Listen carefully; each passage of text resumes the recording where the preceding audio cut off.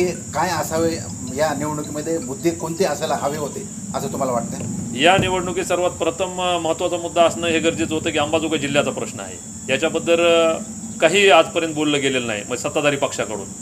दुसरी गोष्ट, घाटनांदूर ते अंबाजोगाई रेल्वे स्टेशन हे जे आहे अनेक वर्षापासून हा प्रश्न प्रलंबित आहे.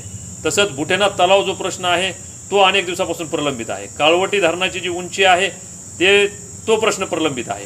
तसंच MIDCच्या बाबतीत जर पाहायला गेलं तर या ठिकाणी लातूर रोडला फार मोठी आपल्याला MIDC उभा करता येते, पण फार छोट्या प्रमाणात तो MIDCचा आहे. तर हे जे प्रश्न आहेत मूळ अंबाजोगाईच्या दृष्टिकोनातून विकासाचं, ते विद्यापीठ SRTR जे आहे महाविद्यालय जो झाले त्याचे फक्त जागा ॲक्वायर केलेली आहे. म्हणजे मूळ विकासाच्या प्रश्नापासून बाजूला घेऊन फक्त जाती आणि धर्मामध्ये हे निवडणूक अडकवण्याचं काम या सत्ताधाऱ्याने केलेलं आहे. मुळात एक स्थानिकचा प्रश्न आहे. तुम्ही एका पक्षाचे प्रमुख पदाधिकारी आहात. अंबाजोगाईला SRTR रुग्णालय त्या ठिकाणी CT स्कॅन मशीन गेले 6 महिन्यापासून बंद आहे. मात्र अंबाजोगाईच्या स्थानिक किंवा नेत्यांनी किंवा कार्यकर्त्यांनी कोणीही निवेदन दिलं नाही. त्या संदर्भात तुमचं काय मत आहे? या संदर्भामध्ये मी निवेदन दिलं. निवेदन देऊन सुद्धा आपले धपाटे जे आहेत डीन त्यांच्यासोबत आम्ही चर्चा केली. त्यांनी मला मशीन रिपेअरिंगच्या बाबतीमध्ये ते सगळे चर्चा झाली आणि नवीन मशीनचा प्रस्ताव आम्ही टाकलेला आहे, पण अर्थसंकल्पामध्ये तरतूद झाली नाही. तर हे जे काम आहे स्थानिक आमदार आणि खासदार यांचं आहे, कारण ती आर्थिक तरतूद करून देणं, आर्थिक संकल्पामध्ये त्याची तरतूद करून इथं मशीन कशी उपलब्ध होईल हे पाहणं. तर ह्या दृष्टिकोनातून जो पाठपुरावा सत्ताधाऱ्याने करायला पाहिजे ते त्याच्यामध्ये अपयशी ठरलेले आहे. निवेदन कधी दिलं? 1 महिन्यापूर्वी मी निवेदन दिलेलं होतं. प्रथम मला असं सांगावं वाटतं की विकासाच्या मुद्द्यावर निवडणूक होणं गरजेचं होतं. या ठिकाणचे जे स्थानिक प्रश्न जे आहेत बीड जिल्ह्याच्या अनुषंगानं जे वेगवेगळे, समजा रेल्वेचा प्रश्न असेल, MIDCचा प्रश्न असेल, उद्योगाचा प्रश्न असेल आणि ज्या ठिकाणी नोकर भरती, कांत्रड भरती या विषयावर निवडणूक व्हायला हवी होती. पण ही निवडणूक ह्या वेगळ्या माध्यमातून होत आहे आणि जातीपातीचं आणि धर्माचं राजकारण जे की फार चुकीचं आहे अशा पद्धतीने या निवडणुकीने वळण घेतलेलं आहे. काय आपण बीड जिल्ह्यातल्या नवतरुणांना जे नवीन मतदार आहेत आणि बीड जिल्ह्यातील मतदारांना काय आपण आवाहन करू इच्छिता की येणाऱ्या निवडणुकीमध्ये आपण जातपात धर्म न पाहता विकासाच्या दृष्टिकोनातून तळागाळातला माणूस जो आहे, आज एक शेतकरी पुत्र म्हणून बजरंग बाप्पा सोनवणे या निवडणुकीमध्ये उभा आहेत, तर त्यांना जर आपण संधी जर दिली तर निश्चितच आपल्या बीड जिल्ह्याचा विकास होईल असं मी सर्व माझ्या समाजवादी पक्षाच्या वतीनं जे आहे बीड जिल्ह्यातील जनतेला आवाहन करतो.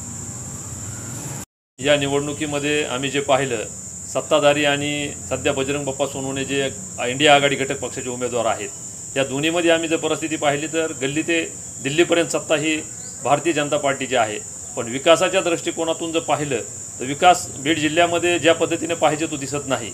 आणि त्याच अनुषंगानं बजरंग बाप्पा एक जिल्हा परिषदचे उपाध्यक्ष, ग्रामपंचायत आणि दोन्ही कारखान्याच्या निमित्तानं उद्योजक म्हणून ज्या लोकांना त्यांनी जी मदत केली आणि त्या मदतीने जे एक फार मोठं त्यांनी कार्य केले, तर अशा माणसाला जर निवडून जर दिलं तर येणाऱ्या काळामध्ये तळागाळातल्या लोकांपर्यंत विकास पोहोचेल ही अशी अपेक्षा समाजातून त्यांच्या प्रचार यंत्रणेमध्ये ज्यावेळेस आम्ही फिरलो त्यावेळेस आमच्या निदर्शनास आलेली आहे. तर येणाऱ्या 13 तारखेला मतदान आहे. त्या अनुषंगानं आम्ही पूर्ण जर मतदारसंघात जर फिरलो तर परिस्थिती एकदम बजरंग बाप्पाची चांगली आहे.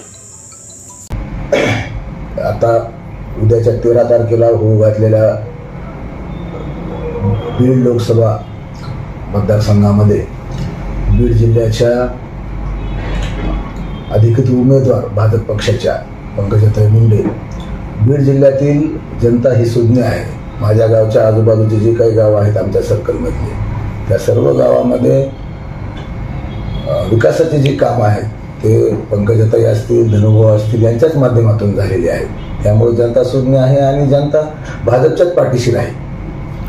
बरं, आज जे जातीपातीच्या आणि धर्मपंथाच्या नावावर जे म्हणजे या ठिकाणी चर्चा सुरू आहे त्याचा कितपत परिणाम होईल?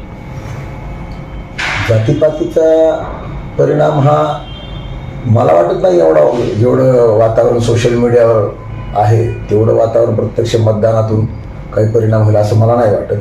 का तर लोक काय पाहणार की त्यांच्या अडीअडचणीला कोण धावून येतंय, त्यांच्या वेळप्रसंगाला कोण धावून येतं, त्यांच्या गावचा विकास. आता समजा मी सरपंच आहे, माझ्या गावचा विकास कोणी केलेला हे गावालाही माहिती आहे ना. तर प्रत्येक काम चालू करताना आम्ही प्रत्येक गावातल्या जनतेला, सुज्ञ जनतेला सांगितलेले किंवा हे काम कोणी दिलेलं आहे, कुणाच्या माध्यमातून हे विकास कामं आपल्या गावामध्ये आलेले आहेत, त्या गोष्टीचा बराच प्रभाव आहे ग्रामीण भागामध्ये. आणि ती बाजू लक्षात घेता जनता ही येणाऱ्या 13 तारखेला म्हणजे उद्या पंकजाताई मुंडे यांच्याच कमळ या चिन्हावर बटन दाबून पंकजाताईंना विक्रमी मताने विजयी करेल असं मला वाटतंय. बरं, सर्व जाती धर्माच्या तरुणांना तुमचं काय आवाहन असणार आहे? सर्व जाती धर्माच्या तरुणांना माझं एवढंच म्हणणं असेल किंवा जातीवाद न करता आपापले सलोख्याचे संबंध जपा.